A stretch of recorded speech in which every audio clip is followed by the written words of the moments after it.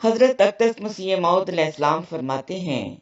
وہ لوگ جن کی آنکھیں زنا کرتی ہیں اور جن کے دل پخانہ سے بدتر ہیں اور جن کو مرنا ہرگز یاد نہیں ہے، میں اور میرا خدا ان سے بیزار ہیں۔ میں بہت خوش ہوں گا اگر ایسے لوگ اس پیوند کو قطع کر لیں، کیونکہ خدا اس جماعت کو ایک ایسی قوم بنانا چاہتا ہے جس کے نمونہ سے لوگوں کو خدا یاد آوے، اور جو تقوی اور طہارت کے اول درجہ پر قائم ہوں اور جنہوں نے در حقیقت دین کو دنیا پر مقدم رکھ لیا ہو۔ لیکن وہ مفسد لوگ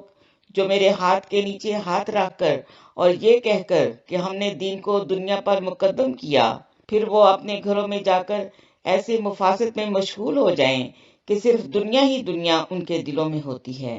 نہ ان کی نظر پاک ہے، نہ ان کا دل پاک ہے، اور نہ ان کے ہاتھوں سے کوئی نیکی ہوتی ہے،